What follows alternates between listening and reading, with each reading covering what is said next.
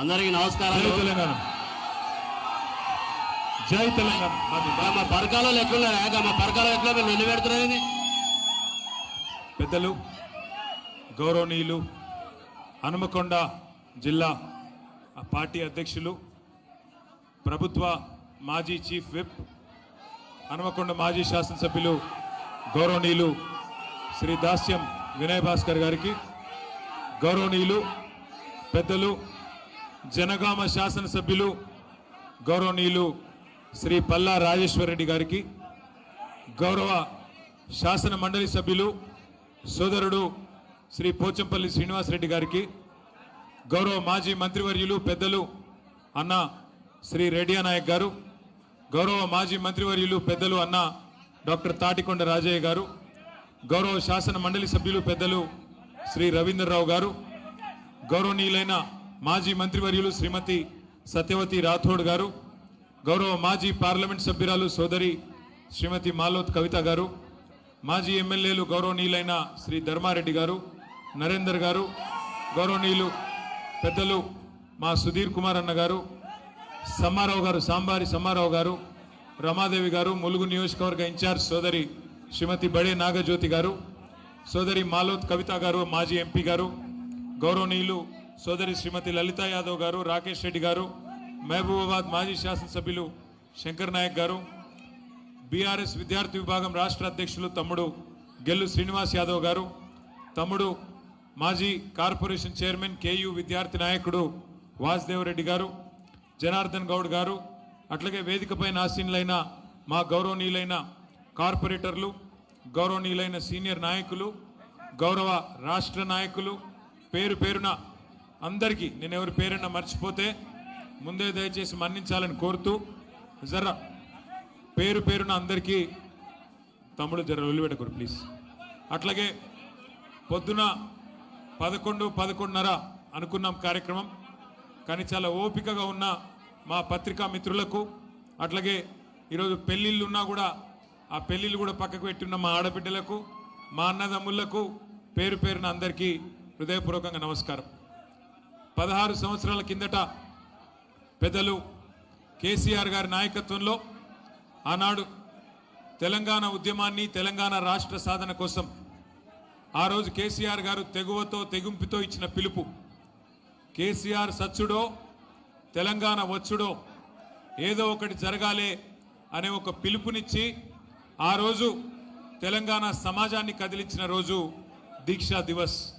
16 సంవత్సరాల కిందట 2009 నవంబర్ 29 నాడు కేసీఆర్ గారు కరీంనగర్లో బయలుదేరి సిద్దిపేటకు పోయే క్రమంలో ఆ రోజు వారిని అరెస్టు చేసి వరంగల్ మీదుగా ఖమ్మం జైలుకి తీసుకుపోయిన సందర్భం నా మనసులో ఇంకా తాజాగా తిరుగుతూనే ఉన్నది. నాకు ఇంకొకటి బాగా గుర్తున్న అనుభవం, ఆ రోజు కరీంనగర్లో అరెస్ట్ చేసిండ్రు అలగనూరు చౌరస్తాల. అరెస్టు చేసిన తర్వాత కేసీఆర్ గారిని కారులో వేసుకొని లక్ష్మీకాంతరావు గారిని, కేసీఆర్ గారిని, నాయన్ నరసింహారెడ్డి గారిని కారులో వేసుకొని ముందుకు వెళ్ళిపోయినారు. అనుకోకుండా అక్కడ జయశంకర్ గారు, పెద్దలు ప్రొఫెసర్ జయశంకర్ గారు అలగనూరు చౌరస్తాలనే పోలీసు వాళ్ళు వారిని పికప్ చేయడం కొద్దిగా హడావుడిలో మర్చిపోయినారు. మేము కరెక్ట్గా ఇంకొక 2 నిమిషాల తర్వాత అక్కడ చేరుకున్నాం. చేరుకున్న తర్వాత జయశంకర్ గారిని తీసుకొని కారులో ఎక్కి కేసీఆర్ గారిని వారికి తీసుకుపోయిన పోలీస్ జీబులను వెంబడిస్తూ మేము కూడా బయలుదేరి వరంగల్ దిక్కు వచ్చేసినప్పుడు సరిగ్గా కాకతీయ విశ్వవిద్యాలయం దగ్గర చౌరస్తా కాడ పిల్లలందరూ రోడ్డుకెక్కి ఆ రోజు రాస్తారోకో చేస్తూ ఉన్నారు. రాస్తారోకో చేస్తుంటే నేను దిగి జయశంకర్ సార్నేమో, సార్ మీరు ఇంటికి పోండి, నేను ఇక్కడ ధర్నాలో కూర్చుంటా అని చెప్పి అక్కడ ధర్నాలో కూర్చుంటే ఆ రోజు అరెస్ట్ చేసినారు పోలీసు వాళ్ళు. అరెస్ట్ చేసి తీసుకొని పోయినారు.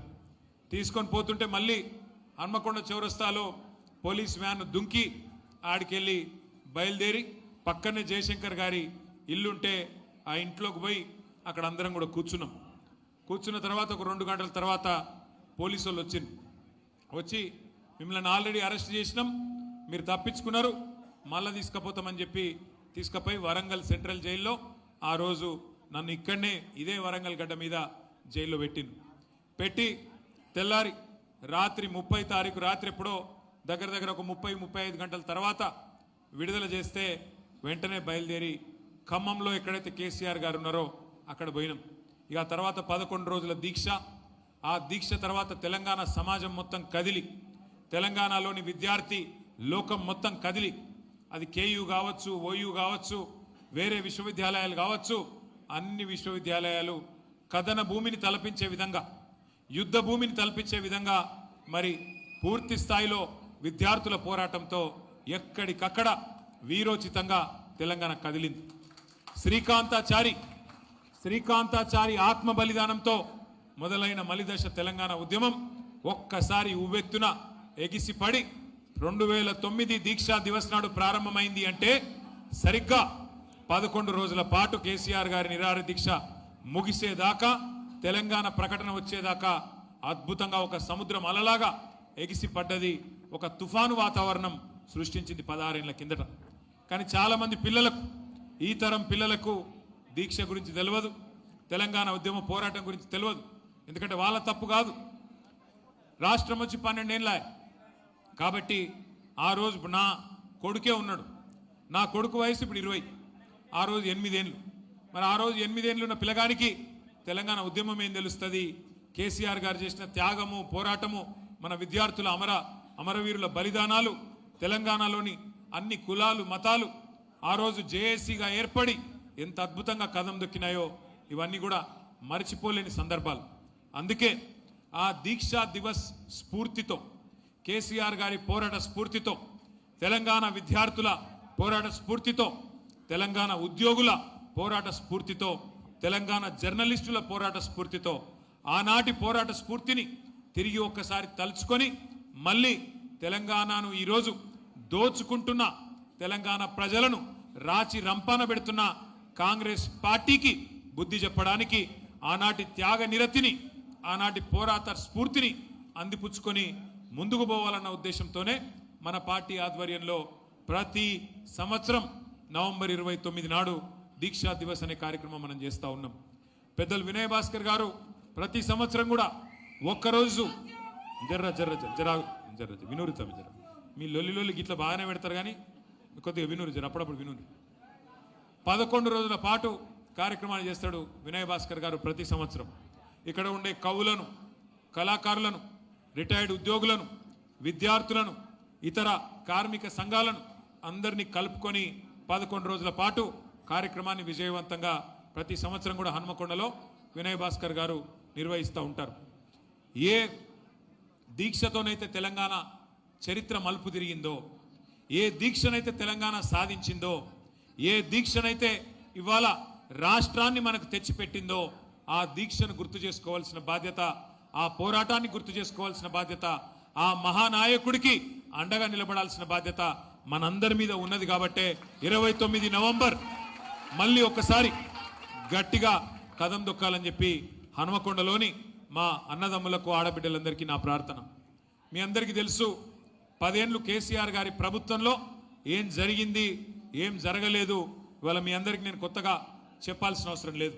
ఇక నేను అందులోకి పోతే మళ్ళీ అసలు ఈ మన కార్యక్రమం పెట్టుకున్న ఉద్దేశమే పక్కకు పోతుంది. ఒక మాట మాత్రం నేను చెప్పదలుచుకున్నా, ఒక మాటను మాత్రం నేను మీకు గుర్తు చేయదలుచుకున్నా. సరే, మనం ఓడిపోయినాం, హన్మకొండల తెలంగాణ రాష్ట్రంలో ప్రభుత్వం పోయింది అనే బాధ కొంతమందికి మన వాళ్ళకు ఉండొచ్చు. కానీ ఏం బాధ, ఎక్కువ నిరుత్సాహపడవలసిన అవసరం ఏం లేదు. ఎందుకంటే ప్రజలకు ఇప్పటికే అర్థమైంది, ప్రజలు ఇప్పటికే బయట మాట్లాడుతున్నారు, ఇప్పటికే గుర్తు చేసుకుంటున్నారు. కేసీఆర్ గారు మళ్ళీ తిరిగి రావాలి, రాష్ట్రానికి ముఖ్యమంత్రి కావాలి, కేసీఆర్ గారి నాయకత్వమే కావాలి అనే మాట ఇవాళ మొత్తం రాష్ట్రంలోని ప్రతి సోదరుడు, ప్రతి సోదరి చెప్తున్నది, ప్రతి అక్క చెల్లె చెప్తా ఉన్నది. అప్పుడప్పుడు ఇట్లా జరగడం కూడా మంచిదే. ఎందుకంటే చీకటిని చూస్తేనే వెలుగు విలువ తెలుస్తుంది, చీకటిని అనుభవిస్తేనే వెలుగు విలువ తెలుస్తుంది, కష్టపడితేనే సుఖం విలువ తెలుస్తుంది. అట్లాగే అప్పుడప్పుడు గాడిదలను చూస్తేనే గుర్రం విలువ కూడా తెలుస్తుంది. అందుకే నేను చెప్పేది, బాధపడేది ఏం లేదు, బాధపడేది లేదు, భయపడేది అంతకంటే లేదు. వినయన్న ఇక్కడికి వస్తున్నప్పుడు చెప్పిండు, అన్న మన పిల్లల మీద పోలీస్ కేసులు, దొంగ కేసులు పెడుతున్నారు అని. పిల్లల మీద పెడతారు, పెద్దవాళ్ళ మీద పెడతారు, ఎందుకంటే వాళ్ళకు పరిపాలన చేతనైతలేదు. నేను ఇక్కడికి రాగానే అందుకే ముందుగాల పోయి మన వరంగల్ న్యాయవాదుల బృందానికి ధన్యవాదాలు చెప్పిన వారందరికీ కూడా మా అడ్వకేట్లు ఉద్యమంలో ఏ పాత్రనైతే పోషించినరో, ఉద్యమంలో ముంగటుండేట్లయితే నడిపించిర్రో మళ్ళీ అట్లే నడిపిస్తున్నారు. మా పిల్లలకు అండగా నిలబడ్డారు, పార్టీ కార్యకర్తలకు అండగా నిలబడ్డారు. ప్రభుత్వం చేస్తున్న అన్యాయానికి వ్యతిరేకంగా న్యాయం కోసం నిలబడ్డ న్యాయవాదులకు నేను హృదయపూర్వకంగా వారికి ధన్యవాదాలు చెప్తా ఉన్నా. మీ అందరి తరఫున కూడా హృదయపూర్వకంగా వారికి కృతజ్ఞతలు చెప్తా ఉన్నా. భయపడాల్సిన అవసరం లేదు. ఎందుకంటే ఈ ప్రభుత్వం ఒక్కొక్కటిగా తన నిజ రూపాన్ని బయట పెట్టుకుంటూనే ఉన్నది. మీరు ఒక చిన్న ఉదాహరణ ఇవాళ ఇక్కడికి వస్తుంటేనే నేను పరకాలకు పోయి వచ్చిన, అందుకే కొద్దిగా ఆలస్యమైంది. అక్కడ మనం కట్టిన టెక్స్టైల్ పార్క్ కేసీఆర్ గారి ప్రభుత్వంలో కేసీఆర్ గారి ఆలోచనకు అనుగుణంగా ఒకప్పటి అజంజాహీ మిల్లు ఏదైతే వరంగల్లో ఒకనాడు 1000 మందికి ఉపాధి కల్పించిందో అజంజాహీ మిల్లు ఉమ్మడి ఆంధ్రప్రదేశ్లో మూతబడ్డది. కేసీఆర్ గారు ఒక విజన్తో, ఒక దార్శనికతతో, ఒక ప్రణాళికతో ఒకటే మాట చెప్పినారు మాకు ఆనాడు ప్రభుత్వంలో. బంగారం అసొంటి తెల్ల బంగారం పత్తి వండించే నేల వరంగల్లో పుష్కలంగా ఉన్నది. వరంగల్ నుంచి నేతన్నలు ఇవాళ మన వరంగల్ ఈస్ట్ వరంగల్ కావచ్చు, వరంగల్ కాన్స్టిట్యున్సీ కావచ్చు, పాలకుర్తి కావచ్చు, జనగామ కావచ్చు, ఎన్నో ప్రాంతాలలో అద్భుతమైన టాలెంటెడ్ నేతన్నలు ఉన్నారు. కానీ ఇక్కడ మిల్లులు మూతబడి ఇక్కడ బతుకుదెరువు లేక సూరత్కు పోయిన వాళ్ళు 1000 మంది ఉన్నారు. షోలాపూర్ భివాండి ఎత్తుక్కుంటూ బతుకుదెరువు కోసం పోయిన వాళ్ళు 1000 మంది ఉన్నారు. వాళ్ళందరికీ మళ్ళీ తిరిగి రావాలి, వాళ్ళందరూ మళ్ళీ వరంగల్కు రావాలి, వరంగల్ కలకల్లాడాలన్న ఉద్దేశంతో 2017 అక్టోబర్ నెలలో కేసీఆర్ గారి చేతుల మీదుగా శంకుస్థాపన చేసుకున్న కాకతీయ మెగా టెక్స్టైల్ పార్కు ఇవాళ పెద్ద ఎత్తున పరిశ్రమలు మనం తీసుకున్న ప్రయత్నంతో, మనం చేసిన ప్రయత్నంతో, మనం తీసుకున్న చొరవతోని ఇలా కైటెక్స్ లాంటి పరిశ్రమ, అట్లాగే యంగ్ వన్ అనే దక్షిణ కొరియాకు సంబంధించిన పరిశ్రమ, బొంబాయికి సంబంధించిన గణేష అనే సంస్థ, ఇవన్నీ కూడా వచ్చి అక్కడ పెద్ద ఎత్తున ఉపాధి ఏదైతే దొరుకుతున్నదో వాళ్ళ ఆహ్వానం మేరకు, మా ధర్మారెడ్డి గారి ఆహ్వానం మేరకు అక్కడికి పోయి చూసి వచ్చినాం. అక్కడ పోయినప్పుడు చాలా మంది పరకాలకు సంబంధించిన నాయకులు, రూరల్ నాయకులు అందరు కలిసి వాళ్ళు అడుగుతున్నారు, అన్నా మరి బీసీ రిజర్వేషన్ల మీద మనం ఏం చెప్పాలి అన్నారు. ఏం చెప్పేది ఉన్నది మీకు తెలుసు. బీసీ డిక్లరేషన్ అని తెచ్చింది కాంగ్రెస్ పార్టీ 2023 నవంబర్ మాసంలో, నవంబర్ 10 నాడు, 2 ఏళ్ల కిందట ఆ రోజు కామారెడ్డిలో బీసీ డిక్లరేషన్ అని పెట్టింది. ఏమేం చెప్పిండ్రు అందులో? బీసీలకు, బలహీన వర్గాలకు 42% రిజర్వేషను, విద్యలో, ఉద్యోగాలలో, ప్రభుత్వ కాంట్రాక్ట్లలో, అట్లాగే రాజకీయ ప్రాతినిధ్యంలో కూడా 42% వాటా ఇచ్చి తీరుతాం, 6 నెలలనే ఇస్తామని చెప్పి నమ్మబలికి బీసీల ఓట్లు వేయించుకున్నది కాంగ్రెస్ పార్టీ. మరి గెలిచినాక 6 నెలలు కాదు, మరి 2 ఏళ్ళు అవుతుంది, ఇంకొక వారం రోజులు అయితే 2 నెలలు నడిచిపోతుంది. పెద్ద పెద్ద డైలాగులు కొట్టిండ్రు. 42% ఇస్తామన్నారు. దేశంలో ఎవ్వరు చేయని విధంగా మేమే కులగణన చేసినాం, దానికి 160 కోట్లు ఖర్చు పెట్టినాం అని డైలాగులు కొట్టిండ్రు. ఏం సాధించిండ్రు మరి? కులగణన చేసి ఏం సాధించిండ్రంటే, కేసీఆర్ గారు సమగ్ర కుటుంబ సర్వేలో 51% ఉన్నారు బలహీన వర్గాల సోదరులు, బీసీ సోదరులు అని కేసీఆర్ గారు తెలిస్తే, వీళ్ళు వచ్చినాక వీళ్ళ సర్వేతోని 5% జనాభా తగ్గించిండ్రు. 51% లేరు, 46% ఉన్నారని చెప్పి అందులో తప్పుడు నివేదిక ఇచ్చిండ్రు. తప్పుడు నివేదిక వేయడమే కాదు, కమిషన్ అని వేసిండ్రు, ఇంకేదో వేసిండ్రు, జీవో అన్నారు, ఇంకేదో అన్నారు. ఒకటే పార్టీ 5 రకాలుగా మాట్లాడింది. ఒకసారేమో ఢిల్లీకి పోతారు, రాజ్యాంగ సవరణతోనే రిజర్వేషన్ అంటారు. ఇంకోసారి హైదరాబాద్లో ఇక మేము అసెంబ్లీలో బిల్లు పెట్టినాం, అయిపోయింది పో అని ఒకసారి అంటారు. మూడోసారి క్యాబినెట్లో ఆర్డినెన్స్ ఇచ్చేసినాం పోన్రి అని ఇంకోసారి అన్నారు. నాలుగోసారి ఆర్డినెన్స్ కాదు, బిల్లు కాదు, రాజ్యాంగ సవరణ కాదు, మేము జీవో ఇచ్చినాం, జీవోతో అయిపోయింది పో అని జీవో ఇచ్చినామన్నారు. ఇక ఆఖరికి ఏం చేసిర్రు మరి? ఇవన్నీ కాదు, పార్టీ పరంగానే రిజర్వేషన్ ఇస్తామని చెప్పి, పార్టీతో సంబంధం లేకుండా జరిగే పంచాయతీ ఎన్నికల్లో పార్టీ పరంగా రిజర్వేషన్ ఇస్తామని చెప్పి సన్నాయి నొక్కులు నొక్కి నిన్న సాయంత్రం కొత్తగా ఎలక్షన్ నోటిఫికేషన్ ఇచ్చారు. పంచాయతీ ఎన్నికలకు, సర్పంచ్ ఎన్నికలకు ఏమిచ్చిండ్రల్లా 42% అని చెప్పి 160 కోట్లు ఖర్చు పెట్టి రాహుల్ గాంధీ శుభాషు ఇంతకంటే గొప్ప కార్యక్రమం లేదు అని రాహుల్ గాంధీ బీహార్లో డబ్బగొట్టి ఇచ్చేసిన 42% రిజర్వేషన్లని కాకమ్మ కథలు చెప్పి ఆఖరికి నిన్న పంచాయతీ ఎన్నికల నోటిఫికేషన్ ఇస్తే ఏం చేసిండ్రల్లా ఇదివరకు కేసీఆర్ ప్రభుత్వంలో ఇచ్చిన 24% రిజర్వేషన్లను తగ్గించి 17% చేసిండ్రు ఇవాళ ఇక్కడ 42 చెప్పింది ఇచ్చిందేమో 17%. ఇంతకంటే అన్యాయం బలహీన వర్గాలకు నాకు తెలిసి భారతదేశంలో ఎన్నడూ ఏ ప్రభుత్వం కూడా చేయలేదు. అంటే అప్పుడే తెలంగాణలో సామెత ఉంటుంది, వెనకటికి ఎవడో కొండంత రాగం తీసి ఆఖరికి గాడిది పాట వాడిండట. ఒక గట్లున్నది రేవంత్ రెడ్డి కథ. 42% రిజర్వేషన్ అని చెప్పి కేసీఆర్ అన్యాయం చేసిండని చెప్పి తప్పుడు మాటలు చెప్పి అబద్ధాలు చెప్పి అష్టవంకర మాటలు మాట్లాడి ఆఖరికి నిన్న నువ్వు తీసుకొచ్చిన పంచాయతీ ఎన్నికల నోటిఫికేషన్లో 17% మాత్రమే బీసీలను పరిమితం చేసిన ద్రోహి రేవంత్ రెడ్డి అనే మాట నేను మీకు గుర్తు చేస్తా ఉన్నా. ఒక్కసారి ఆలోచించండి. తెలంగాణలోని బలహీన వర్గాల మేధావులు, బలహీన వర్గాల సోదరులు సోదరిమణులు 42% అని మాట ఇచ్చి ప్రభుత్వ కాంట్రాక్టులలో ఇస్తా, విద్యలో ఇస్తా, ఉద్యోగాలలో ఇస్తా, అట్లాగే రాజకీయంగా వాటా ఇస్తా, 1,00,000 కోట్ల బడ్జెట్ పెడతా, సంవత్సరానికి 20,000 కోట్లు మీకు బడ్జెట్లోనే పెడతా అని నమ్మించి తడి గుడ్డతోని గొంతు కోసిన రేవంత్ రెడ్డి ప్రభుత్వాన్ని ఏం చెయ్యాలో మీరే నిర్ణయించాలని చెప్పి కూడా నేను తెలంగాణలోని బలహీన వర్గాల మా బిడ్డలకు, మా అన్నదమ్ములకు నేను కోరుతా ఉన్నా. అట్లాగే ఇంకొక మాట కూడా నేను విజ్ఞప్తి చేస్తా ఉన్నా. పార్టీ పరంగానే జరగదు సర్పంచ్ ఎలక్షన్. ఇలా బీ ఫారం ఇచ్చేది లేదు, కారు గుర్తుండదు, ఏ గుర్తుండదు. మరి అసొంటి ఎలక్షన్లనట సర్పంచ్ ఎన్నికల్లో ఇవాళ కొన్ని మండలాల్లో బీసీలకు రిజర్వేషన్ లేకుండా చేసిన దుర్మార్గులు ఇప్పుడే పల్లారాజేశ్వరరెడ్డి గారు చెప్తున్నారు. ఏ మండలం అది నువ్వు చెప్పింది? నర్మెట్ట మండలం జనగామ 17 సర్పంచ్ 17 గ్రామ పంచాయతీలుంటే ఒక్కటి బీసీ రిజర్వేషన్. ఇంకా కొన్ని మండలాలు నా దగ్గర నా కాన్స్టిట్యున్సీలో వీర్నపల్లి అనే మండలం ఉంటుంది. మొత్తంగా ఒక్కటంటే ఒక్కటి కూడా ఇవ్వలేదు. మొత్తం మండలంలో ఒక్కటి రిజర్వేషన్ లేదు. మొత్తం తెలంగాణలో చాలా మండలాల్లో బీసీ రిజర్వేషన్ లేకుండా చేసి ఇవాళ మొత్తం 32 జిల్లాలు ఉండే తెలంగాణలో 24% గతంలో ఉంటే ఈరోజు దాన్ని 17% తగ్గించి బీసీల సంఖ్య తగ్గించి సర్వే చేసి ఇవాళ రిజర్వేషన్లు తగ్గించి సిగ్గు లేకుండా రేవంత్ రెడ్డి మాట్లాడుతున్నాడు. నేను చీరిచ్చినా చీర కట్టుకోండి కాంగ్రెస్ కోటేయండిరట. అంటే నువ్వు 1,00,000 మందిని కోటీశ్వరులు చేస్తా అన్నది మర్చిపోవాలి. నెలకు ఇస్తానన్న 2,500 మర్చిపోవాలి. నువ్వు చేసిన మోసాలు మర్చిపోవాలి. నీ 6 గ్యారంటీలు మర్చిపోవాలి. నువ్వు ఇచ్చిన చీర కట్టుకొని నీకు ఓటేయాలని చెప్పి సిగ్గు లేకుండా ముఖ్యమంత్రి మాట్లాడుతుంటే మరి మళ్ళొక్కసారి తడిగుడ్డతోని గొంతు కోసిన కాంగ్రెస్కు బుద్ధి చెబుదామా లేదా?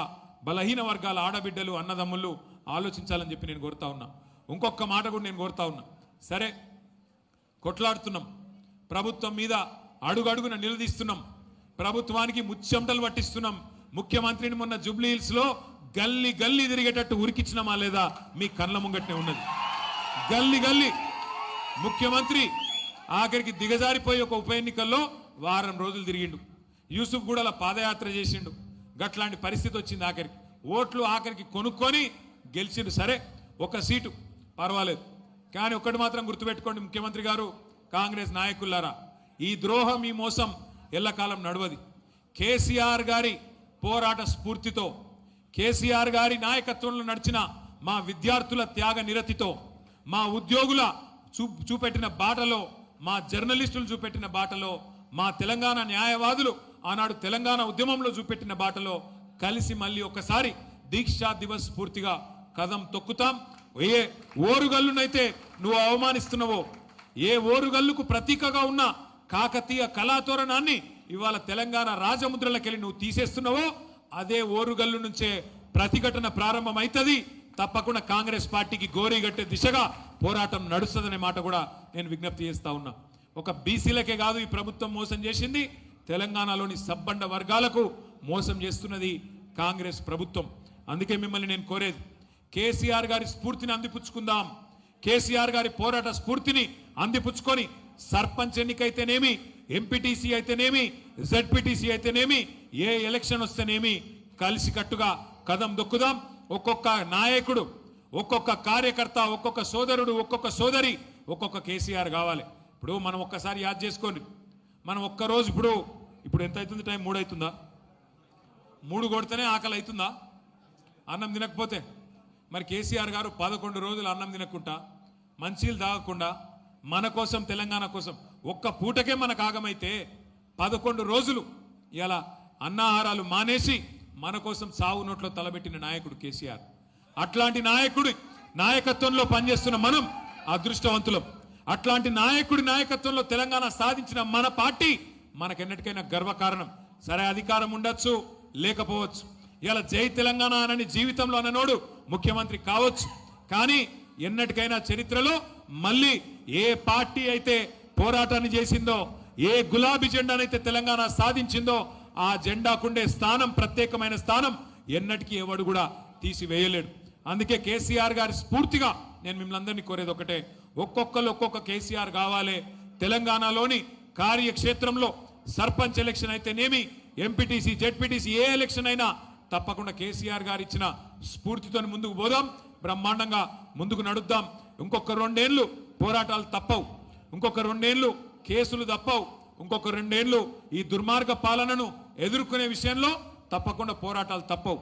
ఇవాళ రేవంత్ రెడ్డి ఆయన అత్త సొమ్మో ఆయన అయ్య సొమ్మో అన్నట్టు 5 లక్షల కోట్ల భూములు హైదరాబాదులో అమ్ముకొని వాళ్ళ సొంత పార్టీ వాళ్లకు, వాళ్ళ అన్నదమ్ములకు ఇలా అమ్ముకునే ప్రయత్నం చేస్తా ఉన్నాడు. ఒక అవినీతి అనకొండ లెక్క అనుముల రేవంత్ రెడ్డి ఇలా రాష్ట్రానికి పట్టిన ఒక విషపురుగులాగా తయారయ్యిండు. మరి అట్లాంటి దుర్మార్గుణ్ణి ఎదుర్కోవాలి అంటే గ్రామాన చైతన్యం వెళ్ళి విరవాలి. దీక్షా దివస్ స్ఫూర్తితో మనందరం కదం దొక్కాలి. దానికి సంబంధించి కూడా ప్రత్యేక కార్యాచరణ జిల్లాల వారీగా వస్తుంది, మనం విజయవంతం చేసుకోవాలి. కానీ దానికంటే ముందు నవంబర్ 29 నాడు దీక్షా దివస్ మరి మీ హనుమకొండలో కూడా పెద్ద ఎత్తున వినయ్ భాస్కర్ గారి నేతృత్వంలో జరుగుతుంది. అందరూ కూడా పాల్గొనండి, పెద్ద ఎత్తున ఆ రోజు సన్మానం చేయండి. ఆ రోజు అదేవిధంగా 11 రోజుల పాటు మీ దగ్గర కార్యక్రమాలు చేస్తారు. ఉద్యమంలో మనతో కలిసి నడిచిన వాళ్ళు, న్యాయవాదులు కావచ్చు, విద్యార్థులు కావచ్చు, జర్నలిస్టులు కావచ్చు, కవులు, కళాకారులు, ఇంకా ఇతరులు, కుల సంఘాలు అందరినీ కలుపుకొని ముందుకు నడవండి. కేవలం ఉద్యమానికి సంబంధించిన జ్ఞాపకాలను మాత్రమే నెమరు వేసుకోవడానికి, ఏ రకంగా రాష్ట్రాన్ని సాధించడమో గుర్తు తెచ్చుకోవడానికి పనికొచ్చే ఈ ఉత్కృష్టమైన సందర్భాన్ని అద్భుతంగా వాడుకోవాలని చెప్పి మనస్ఫూర్తిగా కోరుతూ, ఇప్పటికే ఆలస్యమైంది, దయచేసి ఇవ్వలేమనుకోవద్దని చెప్పి కూడా కోరుతూ, జై తెలంగాణ, కేసీఆర్ గారి నాయకత్వం.